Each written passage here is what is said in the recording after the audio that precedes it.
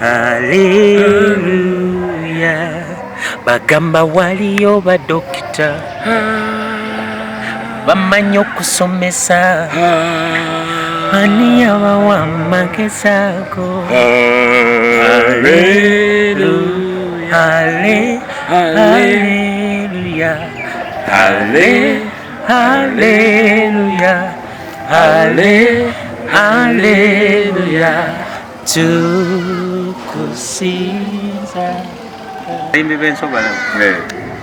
Bamanyi okuwa sitani waabwe. Agende wa Nasimu, nkozeko ne Nasimu. Nasimu akolera nkwagadde. Ebyo byonna bitambulira wamu. Kubanga abantu b'ensi bano be tutambula nabo bakole betwagala mbu babalokoke. Bakola ebintu babiteekamu. Omwana nakola project ne Nasimu akasudde 2 millions. Video nakwate millions abi. Ate no dizingira before. Brian wona kwata ku mutima gw'omuntu. Trust me. Nebo babera ba Joseph Segamu. We bali so ba kitufu. Bayimbi mamanyi bombe nyibaza kabere ba Joseph. Mimbo wa gospel tolowooza nti ojja kuyimba oluyimba lumu ofune emmotoka. Kolera mbiro ne mbise. Bansoma ekigambo kye. Ate takeerewa. Ekisinga okumunjagaza ko takeerewa. Ate talimba. Relationship entuufu omuntu okugibeeramu. Kasita osuke omuwala kasita osuke emyaka 18. Kubanga bidefininga kansoke njogere ku muwala bwoweze emyaka 18 bw'oba okyali mu ssomero wela nkudawo tojja gitandika ajesonyiwe okubeera ne kaliya yo naye ng'emyaka emituufu ku muwala myaka 18 ojjako ng'akyalina kaliya oba akyasoma oba akyakola kino waliwo abantu abamu nga tebafunye mukisa ogwo ng'alina emyaka 18 n'olabyeko n'abaana bazadde bilo that age. Ate omulenzi oba omuvubuka buli woweza emyaka 2 osobola kubanga nze ntera okugamba abantu nti obuvunaanyizibwa tebujja eri muntu atali ready. Katonda teyakozesanga bakulu bokka. Yaleeta Solomoni nga mwana muto nga tamanyi nakyagenda kola ku ntebe ya bwakabaka. Naye Solomoni we yamubuuza n'amugamba mukama wange mpadde okufuga abantu bano nkozesa eki. Solomoni n'asaba mukama n'amugamba nkukolere ki n'amugamba njagala magezi. Era bwe yagamuwa Solomoni yafuga. Mu Bayibuli teri kabaka akyasinze kubeera mugezi nga Solomoni naye nga yafuga mwana muto. Ne maama wange naye kanaye akukotadde balinga kati naye yali mumbejja kali nga mmanyi nti abalangira n'abambejja naye byonna tebeezira byonna bikola olw'obulungi. Nali mwana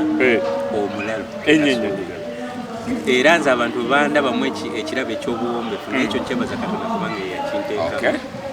Naye nali mulalu nga bw'owulira nze mwana atasula waka, nze mwana atawulira bazadde, nze mwana atatya abantu bakulu, nze mwana kwega gw'otuma ekintu n'omwerabira, nze mwana amala ne wiiki nga tomanyi gyeru. Nali mwana mulalu nnyo neki bagabule abagenyi abazze okukyala. Kati nze kye nakola nga nkwata sente nga ngenda nfuna mu kasiko wenzitereka nga ngenda nga nsamba omupiira paka lweggulo paka ssaawa 12 kati mankyali ku mupiira mikwano gyange nga baŋŋamba ate nnoolooza maama otajja tulinga abamulabi nenteekako emisinde nabula wiikisi 2 nga siraba. Kati ate nze Brian gwe mmanyi y'omu ku bantu abamu era bembala mu gospel ab'omugaso ennyo abasooka okunyamiriza. Obagala nga kuwa chance ate tewakoma kweyo n'osigala ng'ompa chance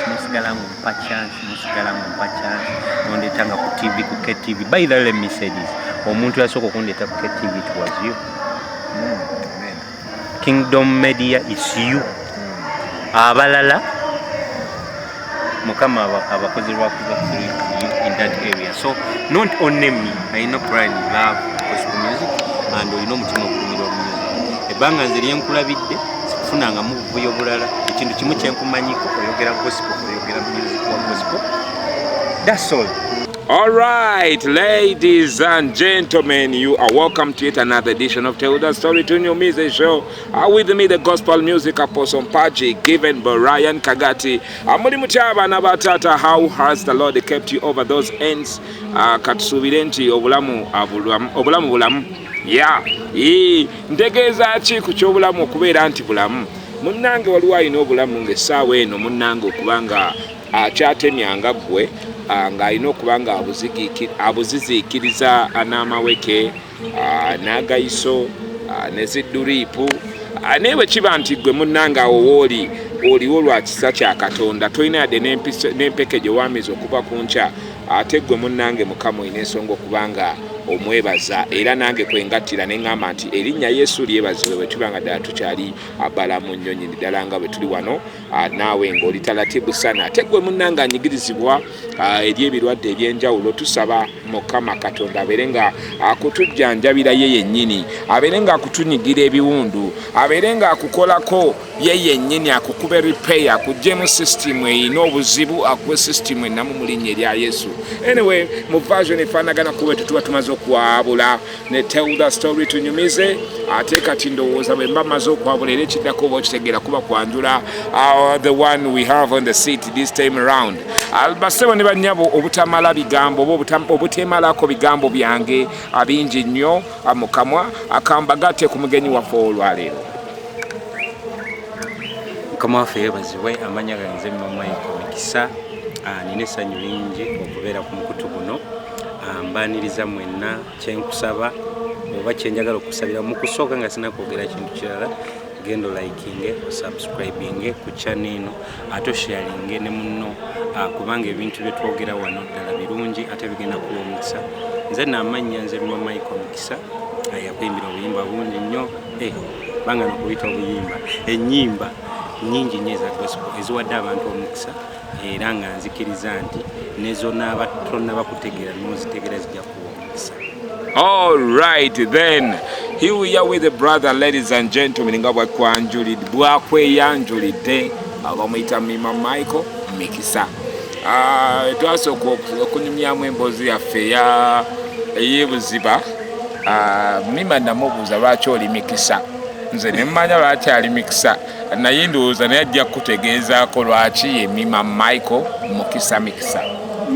Mikisa anyway mu version nepannakanako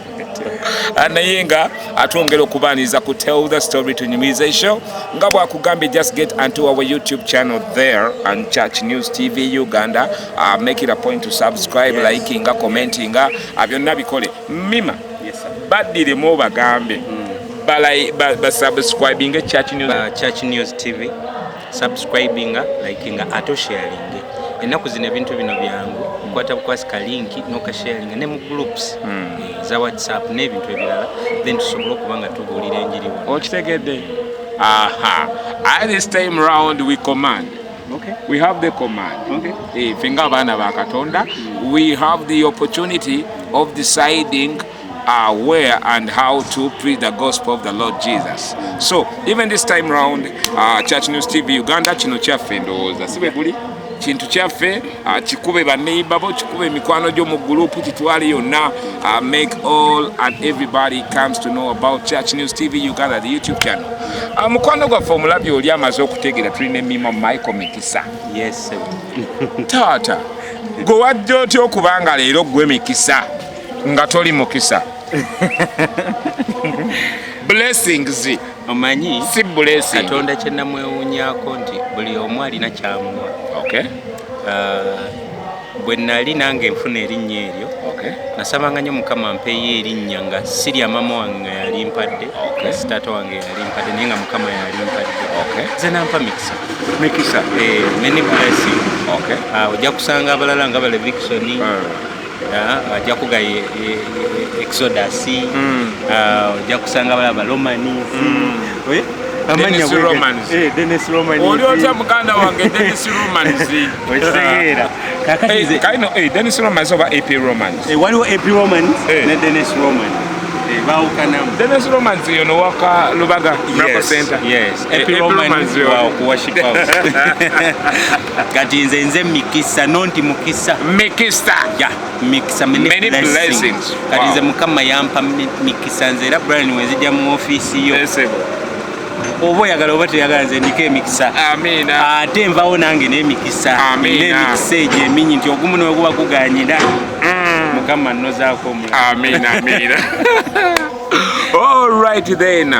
Muganda waffe oli atulaba era agoberera ayaayaana era muli bw'atunula bw'ati alaba ekifaananyi kyalaba ku screeni ye awo akakasa nti oyo omuntu alinga gwe mmanyi era ddala yeyo yennyini gwe mmanyi kuba mpulidde agambye nti era ye Mima Micheal bwe kibanga ddala ye Mima Micheal ono njagala okutegeera obuto bwe yali mwana kika ki era azaalibwa mu bitundu ki era akulira wa? Mima Micheal yali mwana nzaalwa ye Luweero. Naye Luweero munene by the way, naye nze okwata ku Gayaza Road. Abantu abasinga bamanyi bwe bayita Bugema University nga wakavaawo obukawo bwalo bubiri bwokka okutuuka ewaka. Akala ko banzaala bakayita Bulami. Maama wange yafa, taata wange yafa. Maama wange afudde mu 2022, taata wange ate yafa mu 2021. Maama yafa 2022. Yali wano mu lockdown.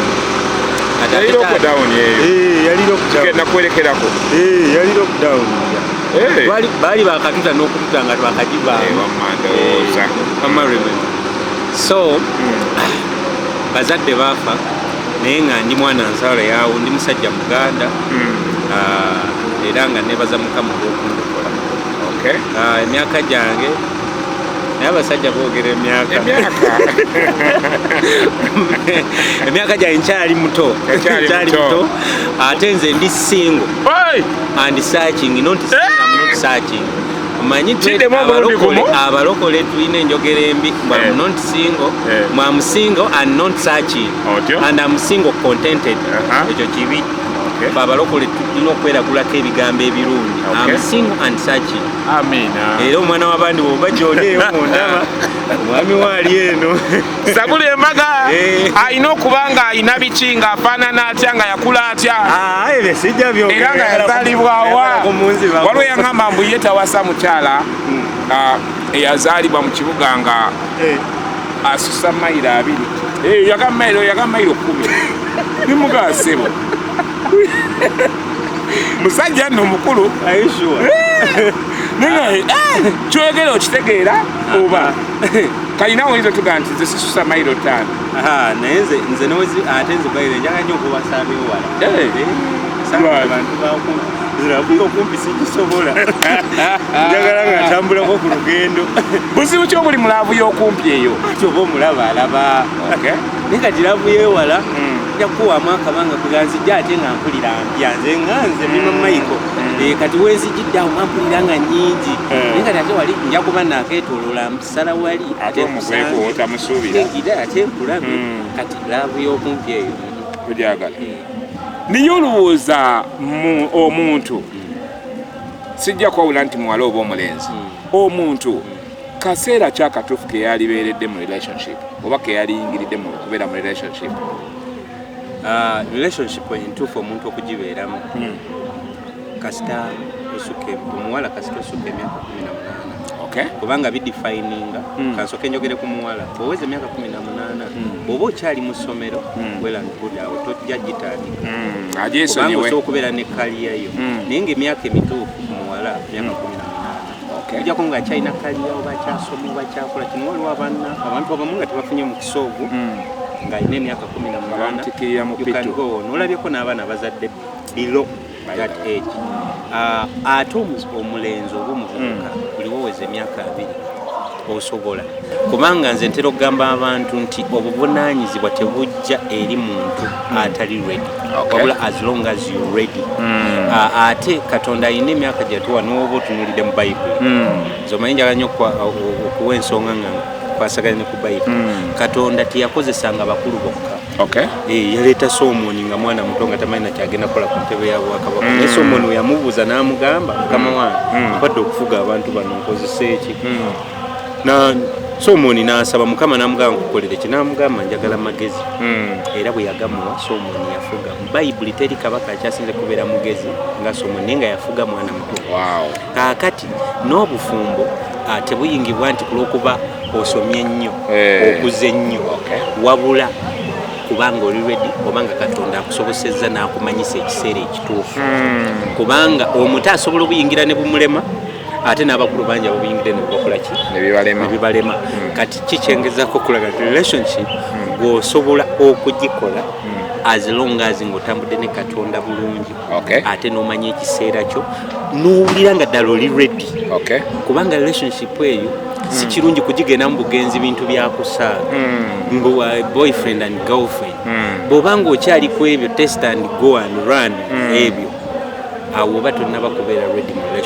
relationship ze ngamba yali badde nga oli ready ogamba nti ndabye nabwetemu ono naye njagala nfundikire naye wange nga ddala oli ready so kijja kuyambako okutandika relationship niwegibera ku myaka eyo niwegibera ku myaka omulenzi myaka 2 omuwala 18 wow. Alright, webale nnyo tuyisizaamu muganda waffe Mima Micheal Civil concentrate webale nnyo webale ddala so akakati Mima tulabye ozaalibwa ku kyalo Bulami mu Luweero district taata ne maama kyanaku kubanga baatuvaako ku maaso taata saamanya naye maama ye namanya taata ye yafandooza mabegako ddala mugumu ebambi mabega ddala maama ye namanya naye oli yali agadde okulaba okutegeera nti maama bamuyitanga batya taata bamuyitanga batya taata wange musajja mulangira ddala taata wange Stephen Mutebi tuli balangira ewaffe mama wange anzala ennaga wakaniti omugenzeera naye yali mukyala wa Nkima taata wange Stephen Mutebi musajja muganda ate tuli balangira kati nno bw'ogenza okugattako nti naye ng'omaze okwogera ku taata nti yali mulangira agenze n'endowooza nti oba ne maama naye yali mumbejja abalangira n'abambejja era omulangira wawasa omukyala era afuuka mumbejja afuuka kale for that cause naye ngenze n'endowooza nti oba akulwa kiri nti taata yali mulangira ne maama wange naye kanaye akokotaddeko naye yali mumbejja kali nga mmanyi nti abalangira n'abambejja ono tebeezira byonna bikola olw'obulungi all right then tell the story to Nyumiza ladies and gentlemen we tuchatambula mu vibe ifanaganako bwetyo for all of you who've subscribed already that you've done is real I just pray for you that may God continue while blessing you day by day for that you've done is real era oswesigidde ensigo esinga okubanga nnungi nnyo nyini ddala mu bulamu bwo n'eri abaana bo bugabe birungi ofuna birungi osiga obulungi osiga bulungi bwosiga obubi ansi ogifunye so Mima Micheal obuto obwo wali mwana kikaaki wali mwana kikaaki waliwo akaana eyo akeegomba musiki wo nga kalowooza bwe kali my God tolabye ensose n'okuseka ati nange ntiddemu kalowooza bwe kali naawe bwe wali kyotulanga nali mwana omulalu era nze abantu bandabamu ekirabo ekyobuwombefu naye ekyo nkyebaza Katonda kubanga yakinteeka naye nali mulalu abawulira nze mwana atasula waka nze mwana atawulira bazadde nze mwana atatya abantu bakulu nze mwana kwegagwotuma ekintu n'omwerabira nze mwana amala ne wiiki nga tomanyi gye nali mwana mulalu nnyo naye kyenebaza Mukama ate mu buto bwange nti nina ekyawandikibwa kye nasoma mu Bayibuli kigamba nti sula omuggo n'omwana kati nze ate mama wange senga teyankuba naali badde omwana ekika ekirala muggwe temwali badde mukantu wangi taata naye nebaza mama wange nti yankubanga ate era mwebaza kubanga nasobola okufuuka kino era natuukako n'ekiseera mu buto bwange mama wange n'agamba mwana wange nga wakyuka nnyo embeera mu buto bwo kiki nga bw'omanya abazadde kubanga nali mulala nnyo ate ne bwe nnakula nakyuka nnyo naye ne mugamba nti Katonda kino kyeyayagala ndowooza mbeere naye nze ebiseera ebisinga ngamba mu bulamu byonna bye tuyitamu okwo kwe kwagala naye nga Mima Micheal bwe ntandika kugamba nti nabeera bwenti ne bwenti ne bwenti ne bwenti ne mbuto oyinza okwewuunya Amina wali mwana oyo omulalulalu wefujjo atatya nali mwana nze mwana gwe watumanga ekintu n'oŋŋamba kuba sirierabira olunaku lumu maama wange yantumako sukaali yaŋŋamba abagenyi bazze akyo maama wange yali musibi wa nviiri asiba nviiri yalina omuntu ali mu musiba nviiri baganda bange abamu bagenze kusomera okulungi nali sisomye kati nga nina okwanguwa nete sukaali oyo maama wange nkoleki bagabule abagenyi abazze okukyala kati nze kyenakola nga nkwata sente nga ngenda nfuna mu kasiko wenzitereka nga ngenda nga nsamba omupiira paka lweggulo paka ssaawa 12 kati mankyali ku mupiira mikwano gyange nga baŋŋamba ate nnoolooza maama wotajja tulinga abamulabi nenteekako emisinde nabula wiikisi 2 nga sirabi kati sente mu kasiko zo wazijjayo ate nazijjayo wazirekayo kaakati olwo nga ntema emisinde mala wiikisi ezo nkomawo ate okunoonya sente we nazitereka kati nga nkimanyire waka gyawunye kibooko zennyini sente saazisangawo ndooza waliwo omulala eyazijjayo naye bankuba mama wange ne bamuleetera ne poliisi yankuba nentandika n'okubreedinga nali mwana mulalu nnyo ate nali very sharp nga bwe manya nti nakoze ensobi mama wange nina akakodyo ke nakolera manyi senga abadde mulamu yali akamwe mama wange bwe bamunyiiziza manyi byayagala mama wange yali ayagala nnyo wotamewoni nga ayagala nnyo mmere yalinga ayaganya amatooke ne muwogo kati ngasobola okugenda mubakyali banyimunya muwogo omulungi awooma esijja ne muleeta kati nga manyi nakoze emisango naye nga naye mugezi omuleeta n'amufumba n'amulya bulungi n'akutereka wayita ebbanga awo nga wabivuddeko loza yakusonyiye ane ng'omukazi akuba nze bulaza okumanya nalina eddala bapangisanga n'abantu mamaka okunkwata bankuba nze tusobola kungalamiza nonkuba kibooka dakika 3 nga ngondanga musotamba nakuisebwa nga balina okunkwata abantu ngaaba nga bano era kulo olunaku lwaki maama yangu bakulu yanzigalira mu nyumba yenkanaŋŋamba oba bwatyo bweyakola sitanga oba nkwettira kankwetire nze yakoze so moment nyingi nali muntu atatya bintu by'abantu nze ngunsanze fene nga bulinya n'oŋŋamba awo abalogo nze nga ninya era nga nze mu sizoni zonna sibulwa fene sibulwa fene sibulwa miyembe nze nowoŋŋamba nti guno mwezi gwa mukaaga emiyembe tetugiraba naye nga nze nina ekyalo kyemanyi gyegiri ntambula mama wange teyakuyitanga okutambula yakuyitambula okuwunyeera n'okutambula oyinza byawulira otya omulabi oli okutambula kubanga okuvaako wano n'ogamba omuntu brand ngenzeeko mu kibuga kwe kutambula kati okuwunyeera kwe kutambula ne gy'otamanyi ng'ogenzeeyo ng'ate n'omuntu gye wavudde tewamugambye nga buli omu weekoonayo bwekoona gwe bayita okuwunyeera okitegeera okuwunyeera so era nga mama nga amanyi n'okugamba naye gwe mwana gwe wawunya mu bugere bw'embwa nze ovanga ku muzadde ng'akusabira n'essaala olwaleko obeereko ewaka okakkaneko ng'alaba kikoze eki kimususe era nze nsekerera nnyo abantu baga mima oyo bannange mwana mukakamu mima ali hambo nseka ningakale bano tebamanyi naye byonna bikolebwa obulungi kubanga ate osanga mama wange yasuula omuggo era nze njagala nnyo ekyawandiikibwa ekyo era nakiyiga ne nga mukama bw'alibeera mpadde omwana omulalu nga waddalu lingi sijja kusuulamu kubanga mama wange senga yageza nasuula omuggo osanga nali badde mubandana gwe badde limu babandana benyi all right tell the story tunyumize tukyalina Mima Michael Mima bw'oba ojjukidde bulungi sente maama ze yakwogenda okulira abagenyi ebyokulya ezo zowatereka mu kasiko omala obule wiiki ŋŋamba zaalinga sente meka byali bibiri biri ebyakapapula ndi mukulu kuze zaali bibiri kubanga I think zaali bibiri oba 10 buli olwalingako omusajja yalina kwali n'ekitooke I think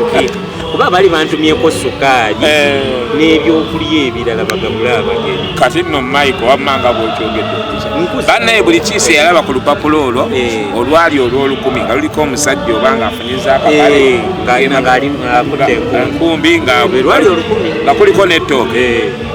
bw'oba okyali singa onnoonya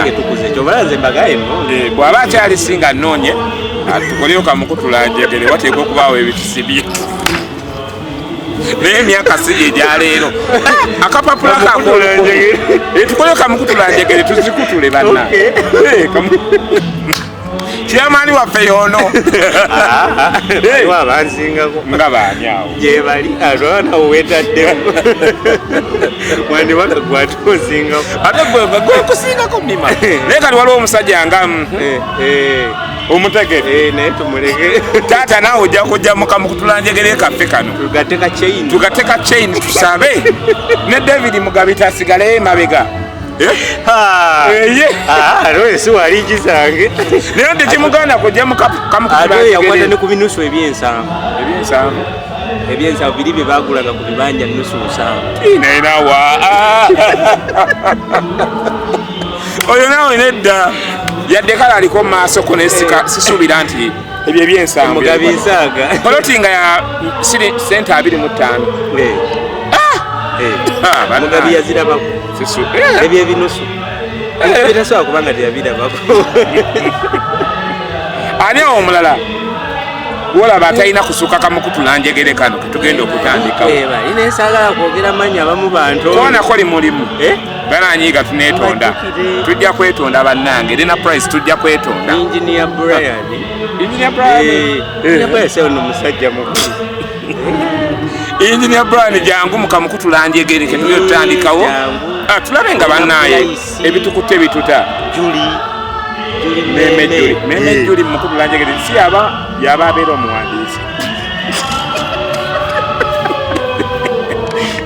Juli oli muwandiisi mukamukutulanjegere ono si byange nedda leka twogere ku mazima Ivan Kamoga yakitereeza oba yaba abakyema oyo tetumwana bwakyema oyo yagenda okulira abasajja bennyini bonna yagenda okugulira. Alright, byonna bibaawo olw'okunyumirwa n'okusaaga abaganda baffe tubaagala nnyo tubatumiddeko ayona gye muli. We do love you very much. May the Lord God continue while blessing you. Okay, tukyagenda mu maaso Mima Michael. Ndabye omwana oyo Mima eyali ow'eddalo ow'effujjo. Mima oyo okulokoka alokokera mu kyalo oba alokoka azze Kampala? And before, soko tusigire kifaananyi ki kyewakula olaba ewaka nga maama waali taata waali abaganda bwe bali experience ki gy'otayinza kwerabira waka kiki ekyabanga ewaka ky'otayinza kwerabira ewaka kyenmanyi twali bantu abatakkiriza mu maloko naye nga ate tusaba nga we no longer go to church era nga ate Sunday bwetuuka tetulima era nga tugiwa ekitiibwa Sunday teba kulima era nga wetweyagala otambula ate nga bazadde baffe tebatukakanga nti obagenda mu kyalo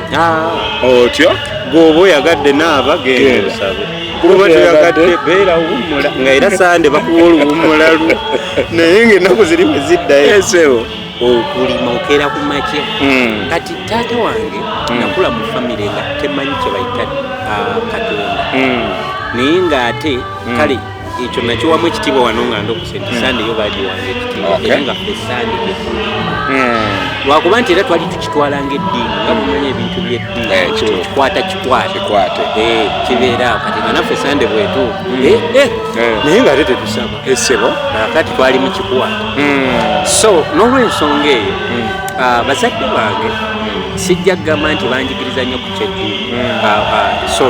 ku kyakatonda naye kyenyinza okugamba omulabi ali eyo andaba famire yange kyeyasinga okunyigiriza maama ne taata ku katonda nakula ndaba obumu bwe baalina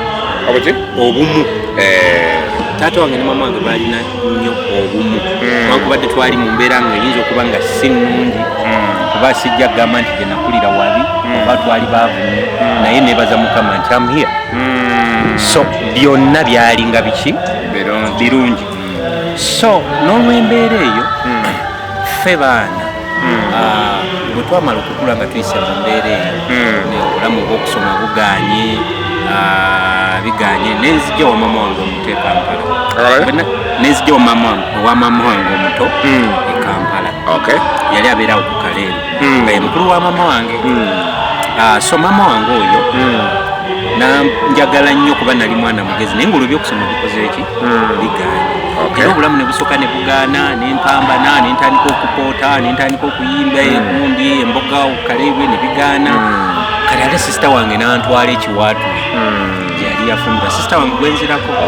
sisita wange nantwala ekiwaatule nayo nembeerayo nempoota ebuwaate wawa ebyo biseera nga bikyalina byaleeyo nabyo ne bigaana nenkolako mu bbaala ne bigaana kati nenyingira street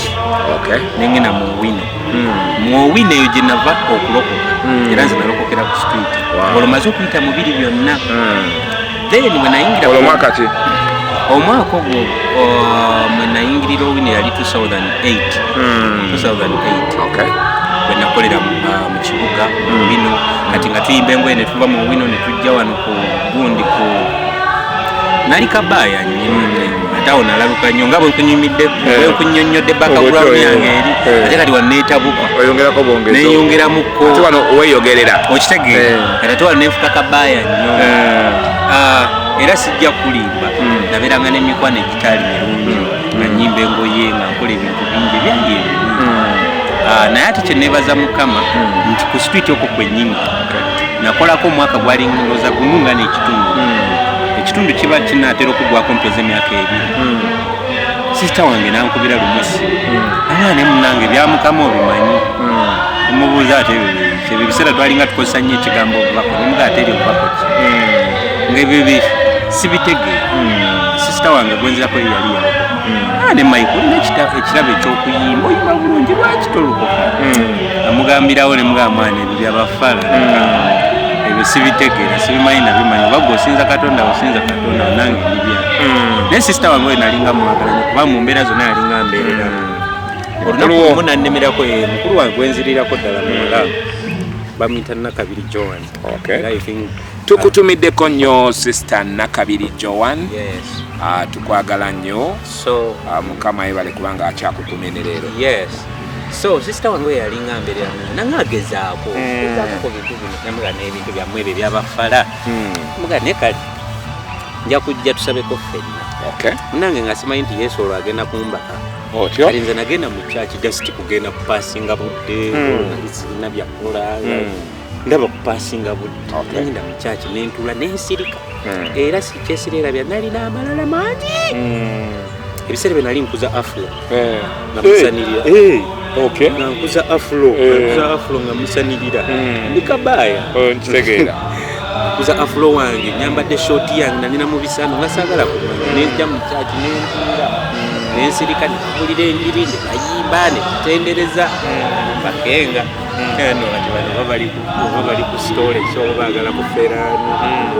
naye Katonda ng'onaabawuwe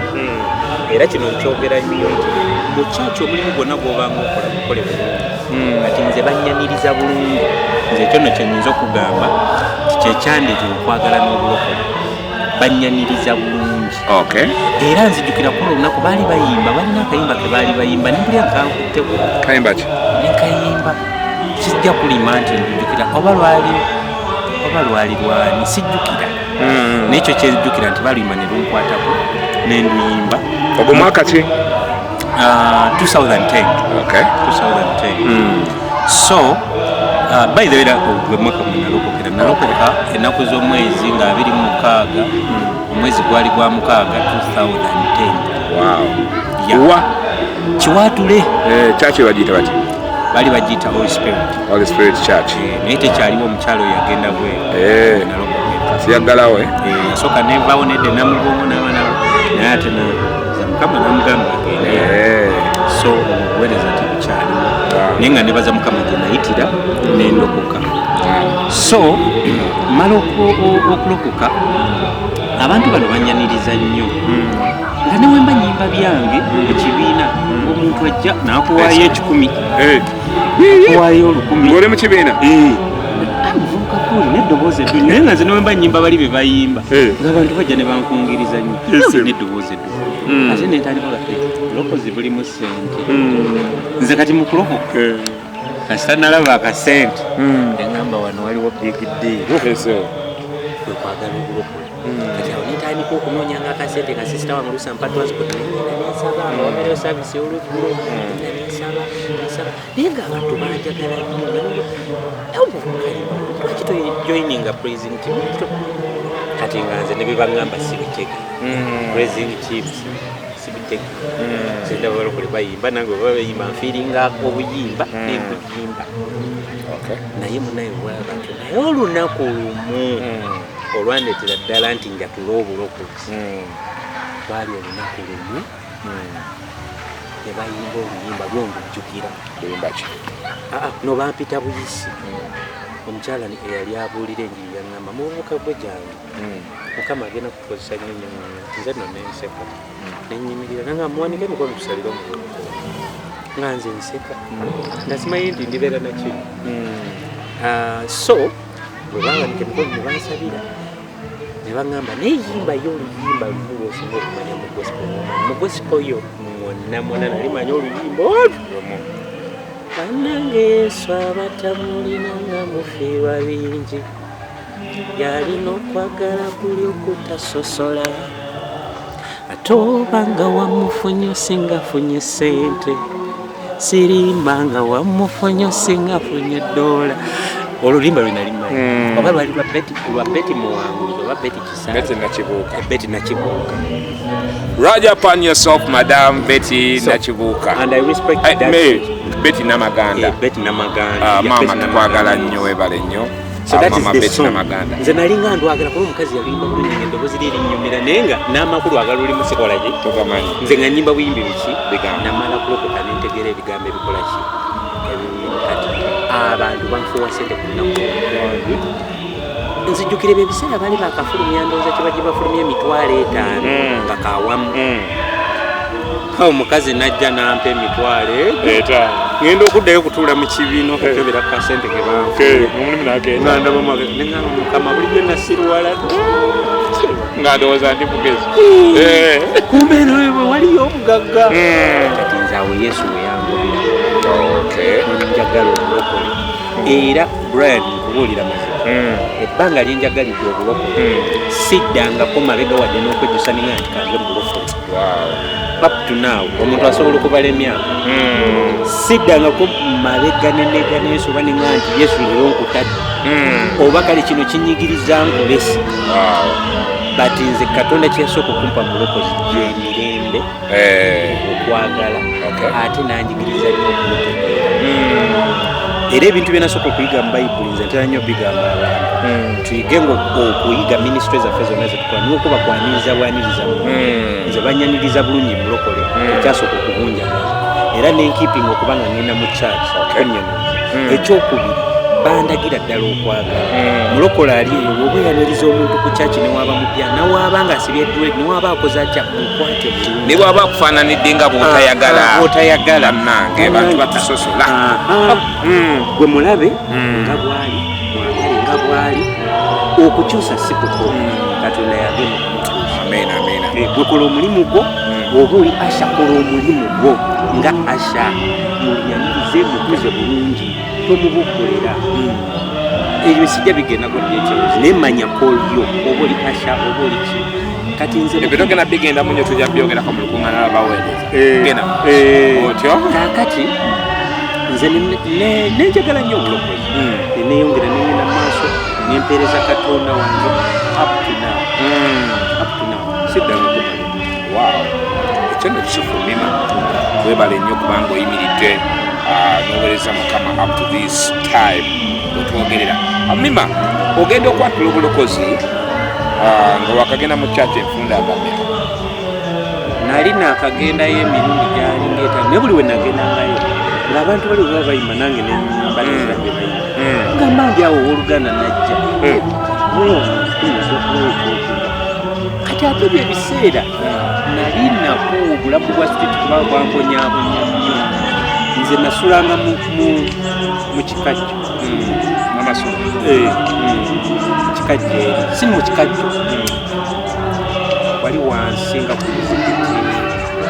bayita kibutika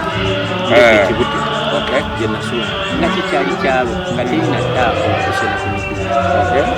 nali nsula mu nnyumba ya mitwalo 3 nga nyimba ngoye muowino nga bwe naggambye ng'ate n'olusi engoye batusasula 10,000 tuyimba 3 5 muowino nga mumanya abasuubuza bajja kati nga fast wa 10,000 tumuyimba ku street era twasokeranga muowino nenyimba we twavangayo then first tumuleete mu street muyimba 10,000 naye nga boss kyatugulira lanchi n'amazzi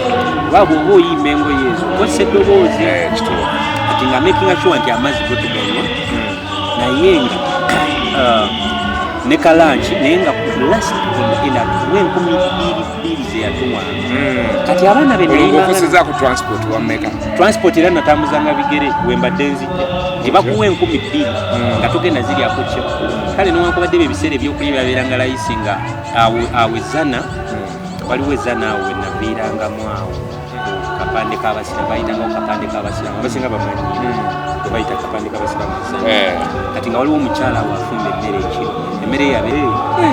towakana emmere yanosulukaakatoko akatoko nga n'ekikopo kyakyayo olusi kyebyo bibiri si kati nti bitaano amata mazi kyayi mukalo amata galinga 3 that time so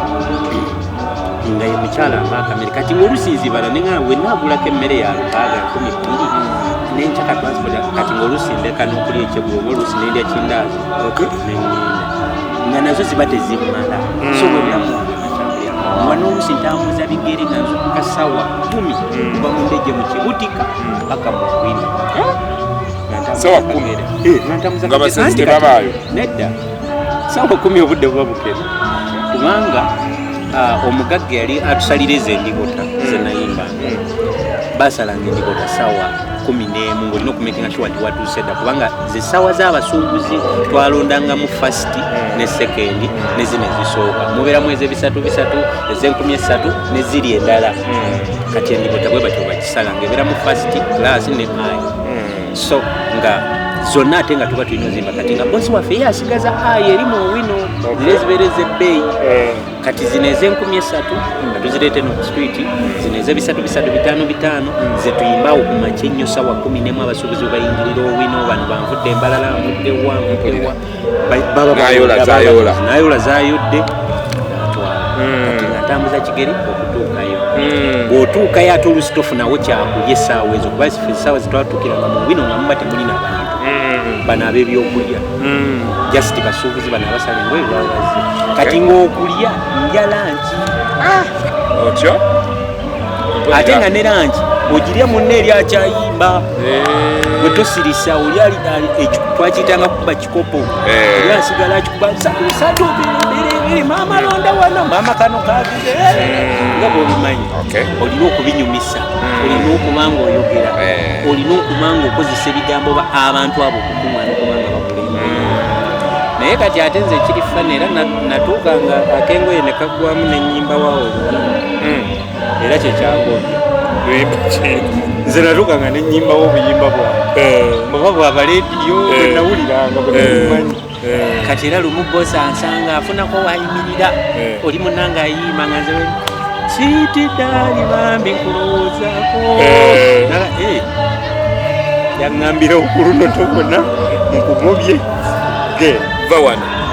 otyo so bulamu tebwaliwo naye kyenzikiriza bulamu obw'obulokozi oba kyenalibuyambye omulabi wafaaye oba bino ebintu tubyogera omuntu n'afunamu nga bwewagala nti waliwo omwana alabe naye nga tamanyi that story yalaba Mima Micheal n'agamba yagala kubanga oyo mwana you cannot be like me alowooza yagala kubuuka bulamu bwali ajje direct wall you cannot be like me but you can be yourself and buli omu mukama ekyenjawulo kyamu nti buli omu alina kyamu nze story yange si emu neyo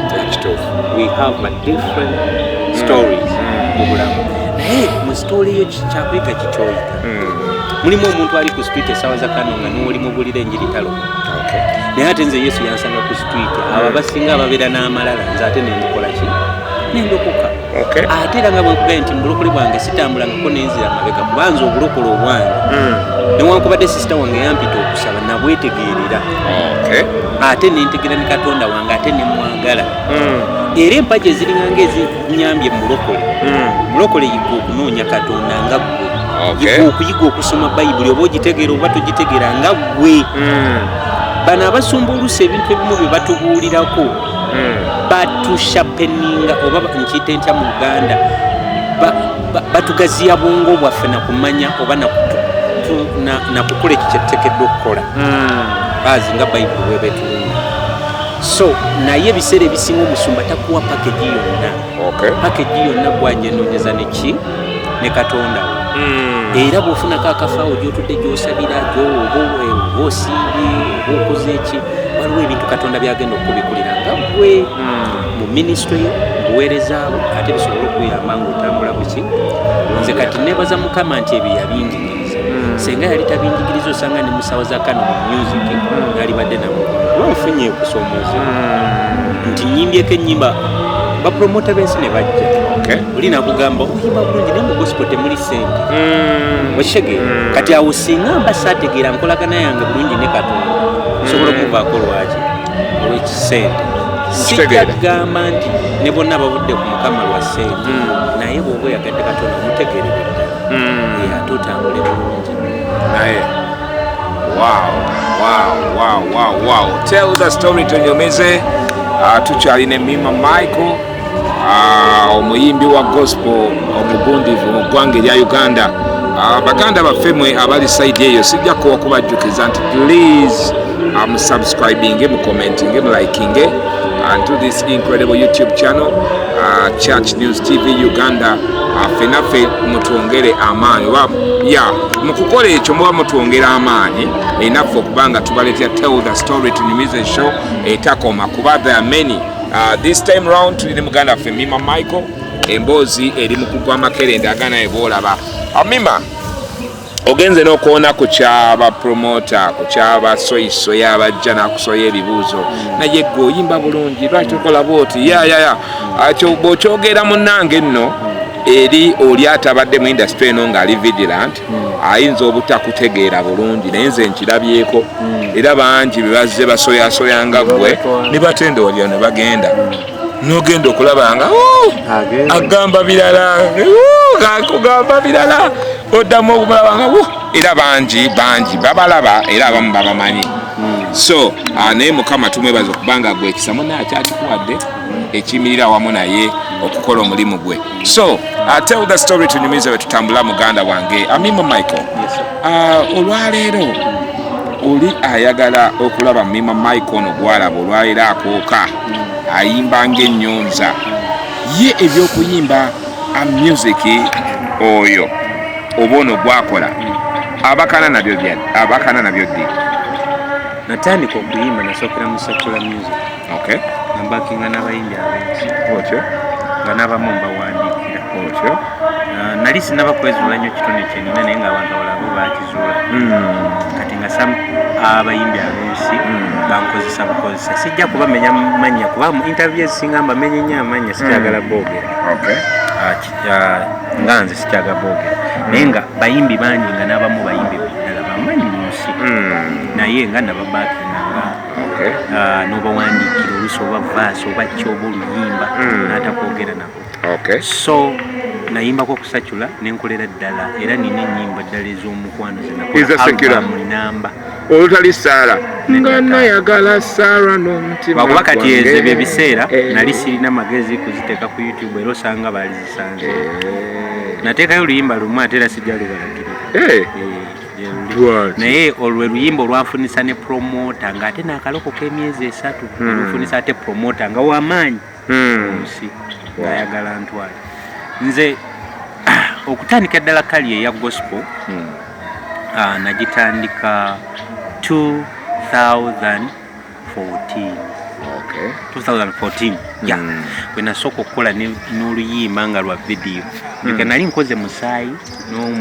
n'omwoyo nkwetaaga n'enjagala nkulabe. Naye nga musaayi simanyi maanyi ge. Kati nalina n'oluyimba olulala bali baluyita haleluya n'olulala baluyita mukama nkusaba. Kati mukama nkusaba nali ndukoledde video 2014. Yeah. Olwo ebiyimba lwangu lwasooka then nentandikira ddala kaliya naye zino ennyimba nga bwe nkuyamya endala kwaliko musaayi olwo ngesaamanya ndi lwe lugenda oba okuntwala oba lwe abantu lwe bagenda okunjagalirako naye olw'okwagala kwa Katonda one day nfuna omukisa yali Share Pamela Ssenyonga yali kufangafanga wali wansi eringa ku parliament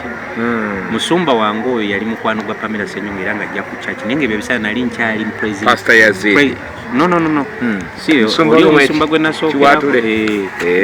oyo mukyala. Okay. Kati nga mukwano gwa Pamela Ssenyonga. So mukyalo oyo bali mu mitasaala kisa kya Mukama. Omusumba. Atukutumiddeko musumba Saala kisa kya Mukama. Aluddawa. I think kati ali UK. Mama tukutumiddeko mukyala Saala kisakye. Saala kisa kya Mukama. Musumba Saala kisa kya Mukama UK. We do love you so much. Okay. Kati omukyalo oyo sirierabira bwe bamuwa kaadi nga Pamela amuyise amuga nina wano mutabani wange ayimba bulungi naye nkusaba omuwa omukisa ajje ku show yakole ki ayimbe mukaawo kati nga nze ne byasho simanyi manyi kimu kyaki worship praise worship kudda waka kale nga ziri ennyimba ze nali nzikoze nga nekkirizaamu era nziyimba naye nga nzirinaawo era nga nziyimba ku ki ku kyaki nga ku kyaki ndi star bazaagala baana baziyimba abantu bazaagala kati musumba bamuwa kadi ye n'agamba Michael gwagenda ogenda mu kadi yange esigenda genda kati ntuuka gye nasanga omusajja gw'omanyi gwe bayita Blessed Charles bwe namusisinka kati ogwo omwaka ate twali tuyingidde 2015 then sobaleke mutumireko tazimba omutima mukulu wange Blessed Charles nkutumiddeko nnyo ata omutege mumanyi taata muganda wange Blessed Charles nkwagala nnyo era nkutumiddeko nnyo ebitiibwa babikuwa ali atya omukyala ebitiibwa byonna mbibaddiza awo mufunyi otyo so Blessed nga baŋŋamba nga nkubira Pamela Ssenyonga kuba bali bampaddeka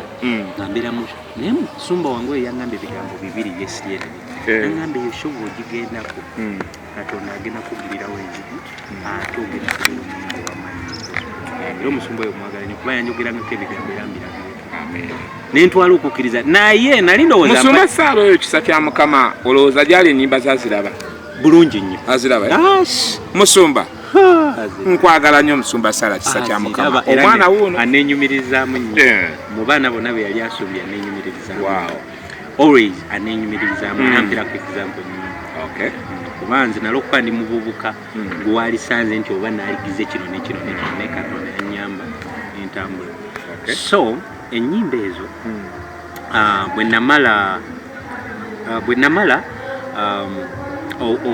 Blessed ng'olwo musisinkanye ku sheeyo ne bampa omukisa n'ennyimba oluyimba olwasooka nayimba musaayi naye ekyanyiiza nno baasooka ne bayitawo omuyimbi asooka ne banzizaako nga sibyagala ebyokunsoosa nga ndabanga gwe babajoose nga nina akamanyiiro naye nga sibimanyi nze nalabanga nga manyi abayimbi bwe bayimbira ndeeta akamanyiiro naye munnange kumba abantu bali bampadde intention bakita attention so nenyimba bwe nayimba oluyimba lwa musaayi no sayimba na musaayi nayimba oluyimba baluyita haleluya kuba nali nkoze haleluya njagala nkulabe Mukama nkusaba njagala nkulabe oluyimba lukadde nnyo yes that's my old song ebyaddala olulinga luyimba lwange nakukyazaako ku TV noŋŋamba oluyimba olwo wali wakamala dukwata video Nairobi Mukama yaluwa buwe mukisa oli naluwulira buwulizi nalwagala director we Kenya nalwagala yali azona era omumanyi ogaye bamuyita Eric then nalwagala yaluwulira buwulizi yansanga mu studio mu nganyimba nankola ko santu yagenda ku YouTube channel yange nalusanga nalwagala mu nyimba zange zonna yeru yayagala ninga lukadde mpozi wagamba kyekyabawo ku luyimba olwo yakuwa invitation in Nairobi. Yes, nakolera ku ntambula. Yes, n'okusula neba vixens abanaabera mu luyimba. Yes, era nashootingira video for free. Katonda wange for free. Ekyo tukiyite tutya? Ate ne nali nkomawo nampa sente ng'atansasudde ne transport, but he just loved the song. Menga yali tamanyi nekyemutegeeza kuba nagezaako numunyonyole ng'oluzungu nalwo takwataganya nnyo bulungi luzungu asinga kutegeera Kiswahili naye nagezaako okumunyonyola kyerutegeeza nakitegeera. Njagala nkulabe soko tuwemu akapera oli lumuwemu akapera bw'amala okuwa akapera genda ku YouTube channel ye oluyimba olulabe oba lusabe ku TV ye wamwe oba ku radio yamwe eyo gy'owuliriza ojja kuba olufuna. Mima, sample the vibe. Njagala nkulaba bikola, njagala nkulaba biwonya, njagala nkulaba bikolo nyambe nange leero amina amina amina nange leero olaba wazaza kano mugumba ate gwe ngokamanyi nnyo selector obuyimba nga nabukuba ku TV obwo. So that's the song. Guy yalwagala n'alwagala nnyo and buli luyimba lubeera n'omukisa gwalo, so olw'omukisa gwalo naye kati ate musaayi mbadde kuddyo ka story kali nsinkana ntya Blessed okubanga mpromoting abantu bantegeere nayimba haleluya abantu munaga wow the guy sing well nze haleluya nalo luyimba lukadde nnyo tebankubira na ngalo nenyiga alowooza abayimbi abayimba ddala bakubira engalo baba tebaagala kumissinga every beat of your song era bo bana bakere baba bazzaamu maanyi genda mu maaso nanyiga kunyumiza nenyiga nenyimba obuyimba bwange bwebuti nenyimba akayimba kange ne batankubira wadde mungalo ate nga kadi yo nagisasula ate nanoonya sente okugisasula jjukira musumba yali agimpadde ngaye gwajja ogenda mu kifo kyange ate nangamba si yabwereere nzijjukira nagenda ku mulimu ebyo biseera nali nkyakola ne taata wange omuto ekireka olututunda fanica olwo nali maze okulokoka tunda fanica nga siina sente nga n'emitwalo 5 okugifuna mukama nankubagiza ku olwo nenfuna sente nenjawulako emitwalo 5 nesasula naye sejjusa okuva kwegyo emitwalo 5 bwe nasasula Blessed nanneewunya naga muyimbi kyalina empisa asasula ne ticket ate nga bakuwadde ne kadi osobola okuyingirira obuki obwenini osasula neki kati Blessed bwe yampulira nanjagala n'atwala CD okuwulirako omusaayi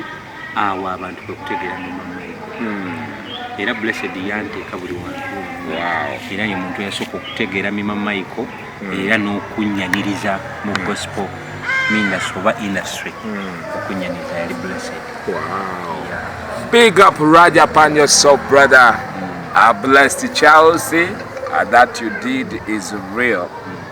N'abayimbi ba gospel by the way, n'abayimbi ba gospel kuba olunaku nzijjukira kyova Engineer Brian oyo mwagala wanze onasooka okulala ne Engineer Brian kolo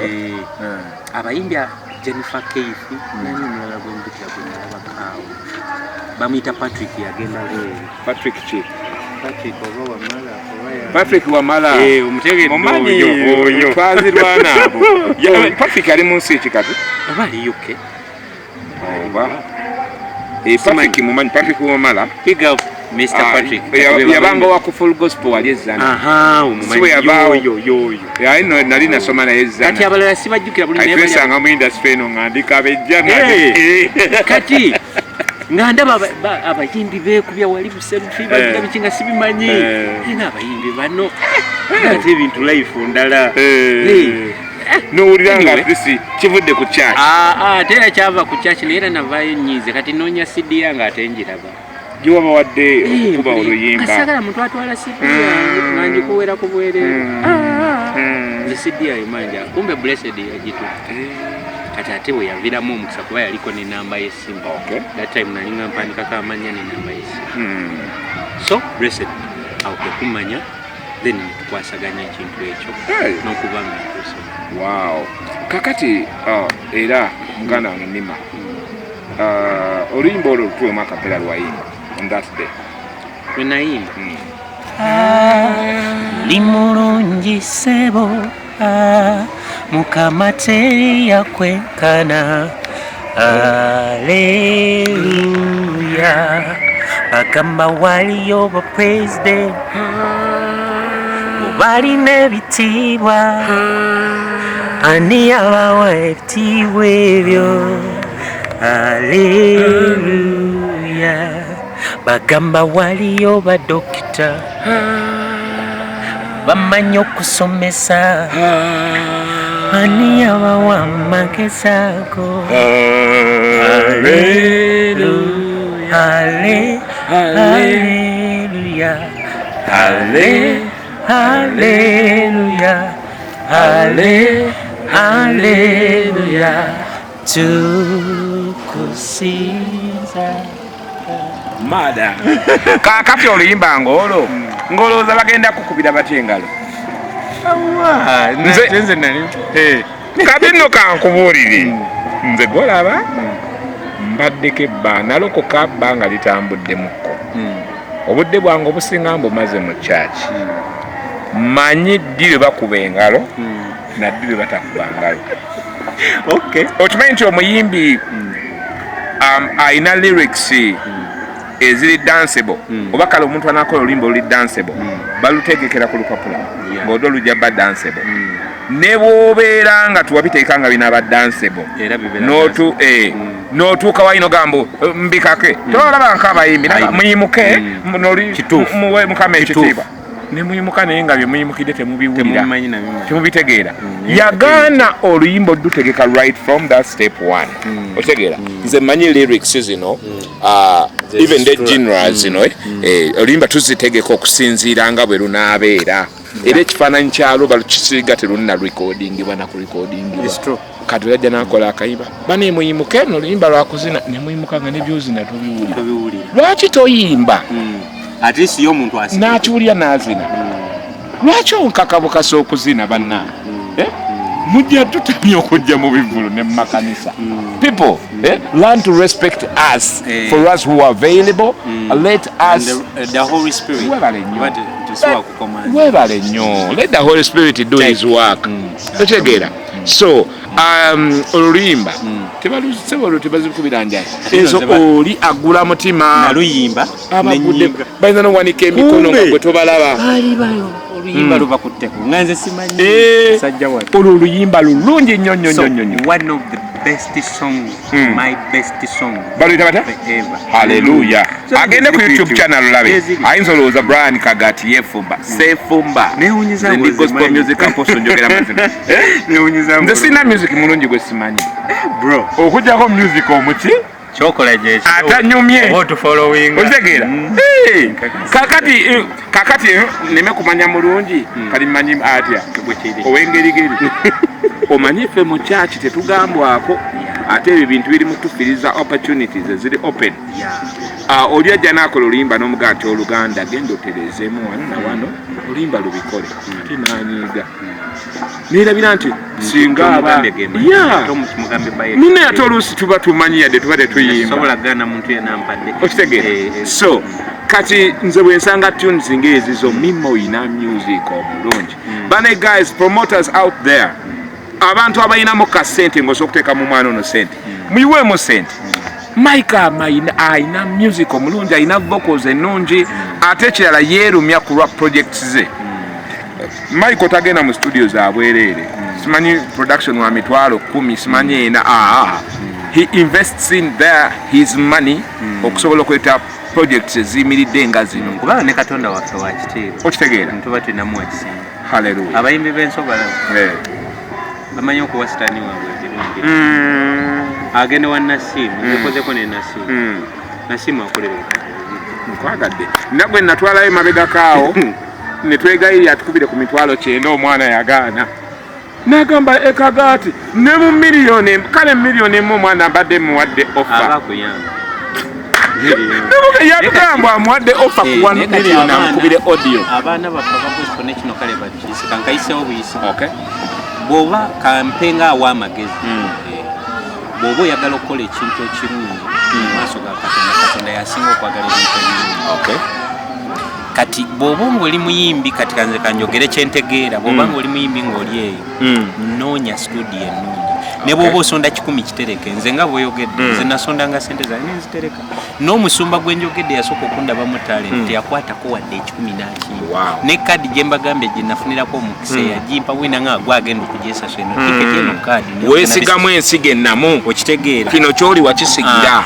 right tell the story to so kati omuyimbi yenna ali eyo production ennungi enyuma niwe nabanjiretedde Mr. Brian ku TV oba ku radio ejja mwanguyira okupushinga oba okukuba naye ojja kuba ng'oyimba bulungi ate production ekuyiweeyo bw'oba tomanyi bya production buuza omanyi studio ennungi oba buuza ku bantu abakikoze okole kale oluyimba lumu naye nga lina production nga luyina amakulu ojja kufuna opportunity ogende mu kisaawe ng'ennakivubo oba ennamboole ofunye opportunity oluyimba lwo luyimbe ng'akanyenyenkule bakugobe ku studio kati noonya studio ennungi noonya bwokusa kwandika noonya abawandiisi abalungi aboba ebyo byonna bitambulira wamu kubanga abantu b'ensi bano betutambula nabo bakole betwagala mbu babalokoke bakola ebintu babiteekamu omwana nakola project n'enisimu akasudde 2 millions video nakwate millions abiri ate no dizingira before naluweereza skills mbwa mastering namuwa kakati bwekiri kati ate oluusi skills ogenda owulira mbu ate simanyi ne Daddy Andre yakoze yagenze sound engineering oluyimba n'aluwa millioni 4 just audio kali nakwata nakubala promotion webale nnyo nakubala video naye kati gwe ne bagaba production sasula emitwalo nkaaga ogende wa brand beats oba mu producer omulungi n'okubeera batonakumanya buweereza so buweereza buno buzuule that will help us to push faster n'ekirala kijja twanguyiza okutwala enjiri ya Kristo mu mawanga webale nnyo tutuula wano e Kampala Uganda East Africa ne tu receiving vibes from West Africa ate n'ojagala nekugiyimba n'okugiyi abaana ne bajala ne bawamba akatale kamwe nga mulaba ba adaba sinaki bajo praise babiti bani nokaba nange naye batwala obudde time and money and invest in their money oyinza okugamba tolina sente but even that little bw'oyongerako the little it will turn to be useful era ojja kukola ekintu ekyomugaso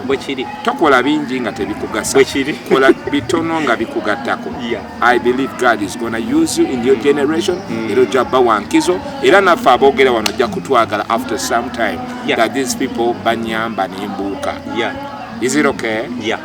Tell the story to music. Nze ekyo nkigamba abayimbi bonna gye bali. By the way, akalala kenyinza okuyisaawo ku muyimbi tosooka kunoonya fame mu gospel. Gospel oba onoonya fame ojja gifuna. Naye ate fame ya gospel mbi nnyo oba gy'onoonya. Gospel noonya ekintu kimu. Tusabbo oba okukwata ku mitima gy'abantu. Buli Brian w'onaakwata ku mutima gw'omuntu. Trust me. Nibo babeera ba Joseph Segamu bwe bali siweba kituufu bayimbi bamaanyi bawulira ennyimba zaabwe kabeere ba Joseph omuyimbi wa gospel tolowooza nti ojja kuyimba oluyimba lumu ofune emmotoka tetuganye Katonda asobola okuba nga ogugwe mukisa gwategese n'agikuwa naye land ekyobugagga ekyo kyolina kuba nze gospel mutwalanga ekyobugagga ekisinga manya valiyo manya standard zozo settinga mu music gwogenda okuwa abantu kati nze olina ekintu kyoyogedde era omuntu omu ye yasooka okingamba yali blessed nanga music wosi wakuleka olowooza nti abantu bajja kuwona era nga teziddamu nga bw'okyogedde just that's your music bw'oba tomanyi kyokola wagula mmeme era nenkizuula ndi n'omufeedinga nga tomanyi nze waliwo abantu abalokose nga tebalina mu Uganda naye nga bawuliza olina kubira esimu naganze luyimba lolo lwange kati bw'oyimba ng'obala kufuna waliwo ate ensigo z'otagenda kufuna naye bwe kiteebereza oyimba oluyimba omuntu najja n'akugamba oluyimba lolo lwange lwanjagaza gospel there is a meaningful n'okusinga sente so ate era ekyo bwe kibaawo omanya ne Katonda sente ajazikuwa sijja bagamba nti nze ndi mugagga nnyo naye ate nina omugagga asinga kuba yakolera mu kiseera n'essaawa za kano ze twogerera wano asobola okumupa billions of money naye nze kyemba nina okukiipinga to serve him kuba ekisinga okutulemesa abaweereza gye tuli ffenna kwe kuweereza ate ng'okomplaining oba gwe neweeterawo ekiseera n'ogamba nze banga bweriti mukama we n'abatonkoledde mbivuddemu tekikye nabagenze nalokoka naye nategera gonna kyakolera mu biro ne mu biseera oba nsoma ekigambo kye ate takeerewa ekisinga okumunjagazako takeerewa ate talimbangako ebyo byonna byawana nti bw'oweereza katonda mu bwesigwa mu kiseera ekituufu mu budde obutuufu mu kaseera katuufu agenda kusanyusa agenda kusanyusa ne bw'onaaba ng'oyagala ama ne bw'onaaba oyagala lwenjirwomba nga gyayagadde ovuga ajyagivuga to that bane tulindirire mukama abalindira mukama netukola ki balidizibwa mu bujamanye bwabwe kitegedde babuke mu bbanga ng'empungu waggulu haleluya tell that story tunyumize emboozi ekyagwa Makerenda. Mima Michael, tulabye ennyimba z'osooka mu studio wasooka kutwala eddala luyimba ki yo first song oluyimba nasooka okutwala mu studio naye oluyimba lwange olungi lulina ate tujja nakwonooneka nteekeo ku gundi ku YouTube baluyita ebibuuzo tuwemu akapera ani yalukuba ebibuuzo producer simanyi oba akyalina bamuyita Gonzaga nali abeera Kawempe studio zikyali nnyo mu Kawempe bali bamuyita Gonzaga kati zaasalasewo ziri makinde kati awo oluyimba olwo baluyita ebibuuzo tibino ebibuuzo bya Mukama byatuwa leero nze mbuuza obanga wabiyise ggwe bino ebibuuzo bya Mukama byatuwa leero nze kubuuza makisi wazifunyeeyo. So that's the song. By the way, okumanyanga nalukadde sitajjukira bulungi lyrics zaayo naye ndulina mu music wange. Wow. Njaluteeka producer Gonzaga kulwa gospel ddala baluyita ebibuuzo bya Mukama byatuwali muzabi tunyumize. Ladies and gentlemen, tubalamusizaako bannaye mwebale nnyo kubanga mukyagoberera n'essaawa eno. Tukyalina Mima Michael emboozi ekyagwa Makerenda. Even this time around is here while sharing the story. Atunyumiza gwoli eyo nkakasa bakukolamu omulimu weewaawo nange ali wano omulimu gunkolebwamu kubanga okuyita mu stories nga zino mu mboozi nga zino Mukama yeeyongera okweraga n'amaanyi ge twongera okugalaba weewaawo naye tuba tetubikudde Bayibuli wabula okuyita mu bantu betuwangala nabo olaba nga ddala obusobozi bwa Mukama weebuli, ekisa kya Mukama weekiri, omukono gwa Mukama weeguli, obujulizi bwekoze oba bukoleddwa oba weebuli. So I'm Paddy given Brian Kagati, the gospel music apostle. Nze nkyali mabega wano ku screen yo nze gwolaba atulina omwana mulenzi ayimba ng'ennyoza Mima Michael. Mima Michael nga bw'okikonyeeko wali eri ogamba nti before turning into a gospel artist you were secular artist. Wa recording ennyimba zenkana ki mu secular world? Nakola album namba yaliko ennyimba 8. Nyimba 8? How much money did you invest in it? Investing ku promoter era ne musajja nali mufunyeeko. Okay. Ate kikwewunyisa kyansesa era namala kiwezinga nga maze okulokoka. Omukyalo oyo era yankwatako ate musajjula yali yali mulokoka. Waliwo imba secular? Ng'omukyala akuteekamu ssente? Nga mulokole. Okay. Ngamba mulokole. Simanyi saagala kupima bulokole. Ninga g'oyimba secular? Oba yali wa ku kyalo okwekawaala muzeeyi wange gye nali mbeera. So nayimbira ddala ennyimba eziwererako ddala ezo ze nateeka ne ku album ne nayimbira ddala ennyimba eziwerako eza secular. Ennyimba ezo 8 bw'oba ogassegase bulungi wateekamu nga ssente mmeka? That time kale katugambe studio ezalinga ezebbe kubanza era kuva dda nga njiri ba studio era nanoonyako ku John Bitson yakoleranga copy blind ne Bitson John Bits yalinga matching yao ku madiri that time back mabega era zona soko kula copy blind ne nali ebisa sinalo ewa John Bits ne Vicson namulaba ko nga kyasiba buli obuviri obutene nnyo that time nga yakafina nonyo omwoyo that time nengera abera nnyo wa John Bits. John Bits nagenda nga nankolera ng'akyakola ne Chris Diba. Nakola ne baproducer benja Chris Diba yavanga eri naye yabeeranga naye nnyo Chris Diba omugo mumanyi akwatanga ne bit yalinga kwa ne so nenkola ne studio nyingi ez'enjawulo nga nnyingi naye kyembala nti ebiseera ebyo nakwatanga emitwalo gyange ali nga nsonda 10 nga bwempeza studio naye awo nkugambye nafuna oyo promota alina studio eyali nankulabye ng'alinamu omukono studio emwe nasangira gundi baali bagita Red Records abasinga bagimanyi ne Little Boss mwe yatandi Red Records eri Kasubi yali Kasubi waliwo omugagga yali agikoze naye omukyalo yalinamu omukono kati mwe nasangira ne guy gwe bayita Brian Jeje era nali mwegomba yasooka okubula ngala nagenda wa ku Dream by the way yasokera ku Dream bwe yavaayo n'agitakema bwe yavaayo n'akola eyiye omugagga yamulabamu amakulu ng'ali ku Dream Studios era nza bunasooka okulabira Brian Jeje mwegomba amaze okukolera Little Boss luyo oluyimba alina ku mukwano bwe bityo saagala bi kati nga Little Boss nze ate mwegomba nga nakayayimba waka naye nga bamu bamunfaananya kati nga nange noonya aba bamukolera nze osobola okujja mu kiseero obulungi nze bwe ntyo nze noonya birungi gye bikola gye bibeera era ne noonya gayo ne mufuna ate kyamukisa mubi Brian Sebo teyankolera nasanga aba producer balala be bankolera kati nze nenyiga nze gayi gwe nakola naye nga ndoza ye Brian ngenda okulaba ndaga nti oli ye Brian ngate mulala ngate gayi yankoledde dda nga n'omukyala yayogedde dda so Red nenkolerayo ennyimba zaali nga 3 baje nakulira n'olwa haleluya nenkolerayo n'ennyimba endala eza sajula naye mu ba gospel bwe nasooka okukolera haleluya niye olowooza Mima kiki kyewafunamu alubamu egyo wakola ya secular sina nnyo kye nagifunamu kuba mpozi oluyimba lwe nafunamu lwe nakolera ate wa John Beats lwe bayita Swag Love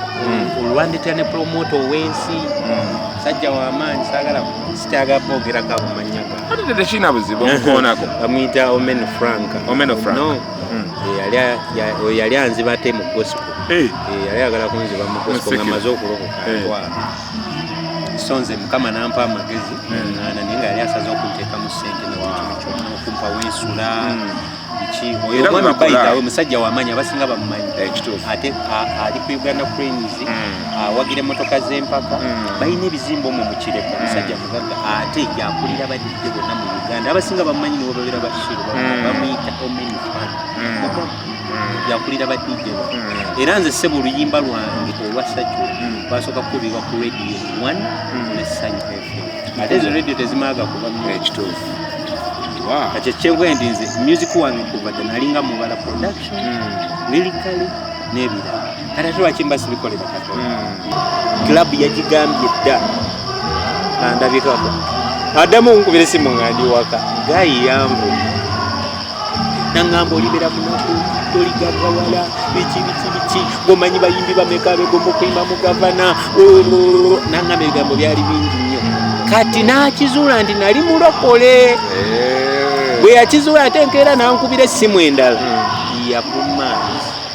naagujja kubanga nakuweefiriza emikisa gomanya abayimbi bameka abansaba nze mba promoting naye nakutekuggo kati nze mu mwoyo gwange nali nga nzikiriza nnyo Katonda before then niwe nali nakalokoka ndi muntu akkiriza ennyo neŋŋamba sijja kuba mugaga bwe mba nga nina Katonda nja kuba mugagga nenkikkiriza nentambula kati bapromota b'ensi obuzibu bubasinga okubeera nabo ebiseera ebisinga kaŋŋambe bwento omulaba abakozesera ku bayimbi b'ekkanisa tulina okwegendereza ennyo sitaani abakozesa sitaani akola ki abakozesa nti ajja n'akubala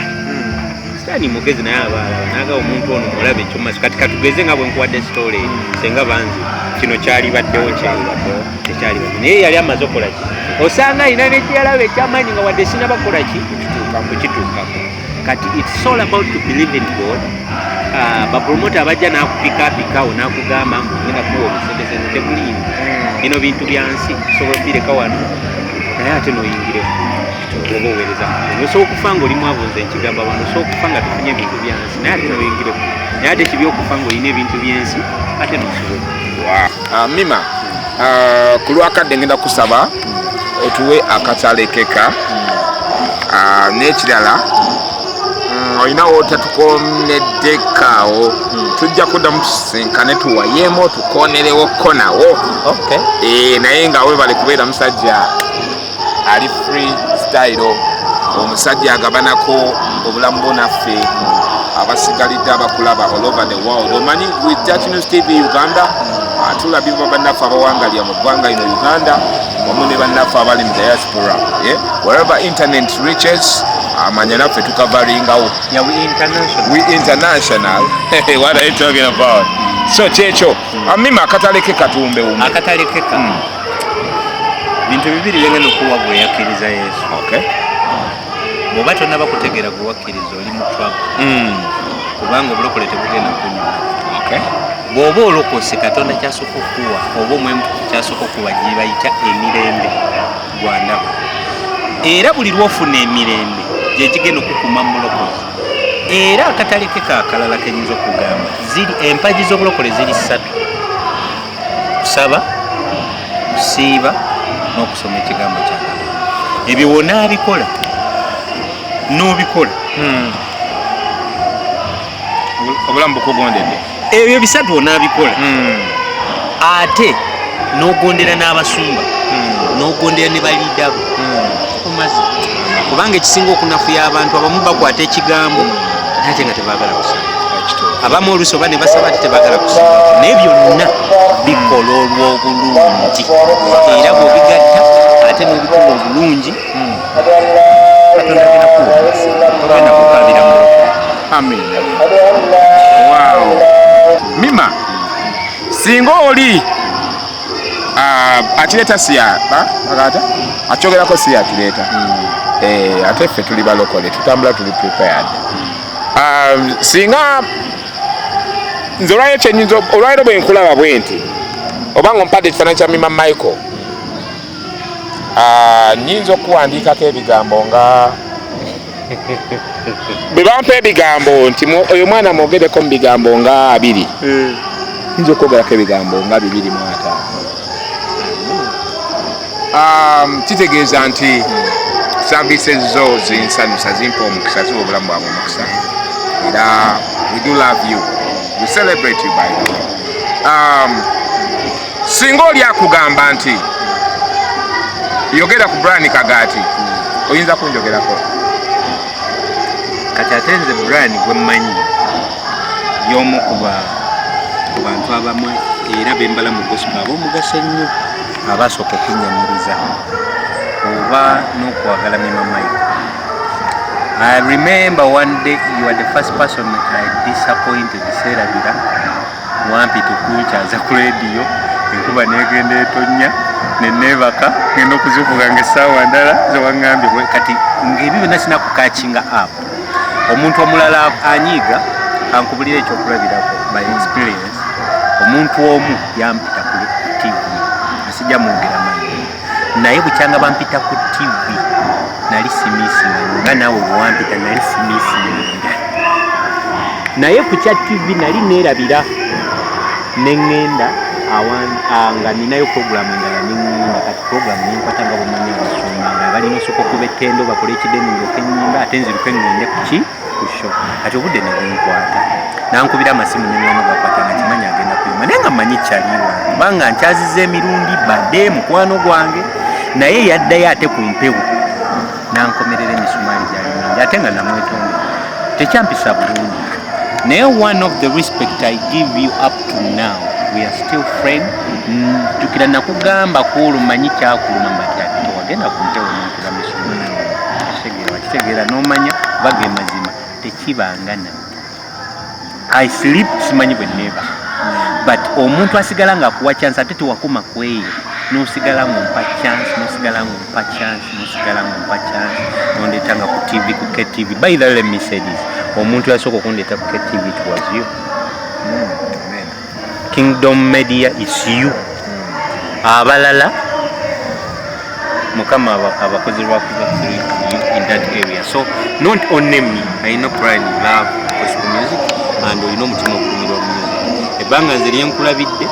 tofunanga mu buvuyo bulala ekintu kimu kyenkumanyiko oyogera gospel oyogera music wa gospel that's all and I respect you for that because era nekyo kyokola buwere kyokola buwere and I respect you for that and I know Katonda yagaba embeera ajja kuweesinga okunene. Amina. Oye Mima Micheal for you. That's Mima Micheal for you. Owaleero obutamala budde basebo ne bannyabo tweyanza Micheal lwakaseera akakalungi kotuwadde bane Micheal tujja kumuzona omwana ayina ebyokwogerako bingi ayina emboozi nnyingi ate ayina n'ebigambo ebirungi so waali etaaze okuwulirako emboozi evaako mu kamwa k'omuntu ayimba obulamu bw'owulira okusinzira eyo gy'oba oli. Basebo ne bannyabo ate tujja kusukka wano enze mpaji given Brian Kagati the gospel music apostle ku kamera kubaddeko Ebo ate kakati tusukke wano Ebo yabadde atambuza ekitangawaaza gwe naawe ali eyo ku screen yo n'otulaba. Thank you very much for loving us, liking, sharing, commenting, subscribing. Bye. Paka kunkofi.